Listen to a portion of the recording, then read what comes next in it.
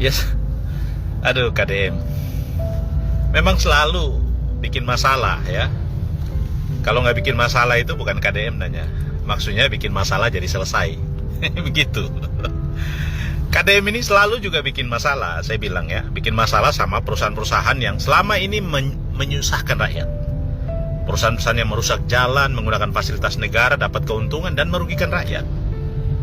Ini kalau bukan KDM tuh ya pasti nggak viral. Menurut saya KDM ini memang juga unik ya.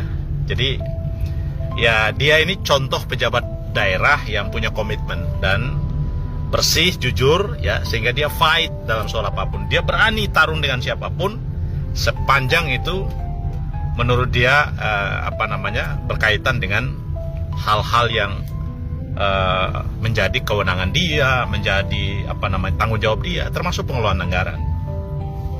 Nah, baru-baru ini dia mempersoalkan PT Aqua terkait dengan penggunaan jalan, badan jalan ya, yang oleh PT Aqua katanya itu diserahkan kepada mitra untuk membangun jalan karena mereka menggunakan jalan yang melampaui kapasitas jalan yang harusnya cuma 5 ton digunakan sampai 13 ton dan sekian gitu ya, yang ujung-ujungnya merusak jalan dan yang merugikan pemerintah, merugikan masyarakat gitu loh. Jadi harusnya perusahaan-perusahaan ini punya jalan sendiri, tapi kalau dia gunakan jalan negara memang harus dikenain tarif karena mereka kan memperoleh keuntungan. Nah, KDM benar. Nah, kenapa Anda bangun jalan lagi? Anda kasih duitnya ke mitra. Pertanyaan saya, berarti selama ini duit ke mitra itu dimakan siapa? Kan begitu, sebelum gubernur KDM itu kan pasti duit mengalir selama ini. Nah, itu pasti dimakan siapa? Ya dimakan hantu pasti. Hantu pejabat maksudnya begitu.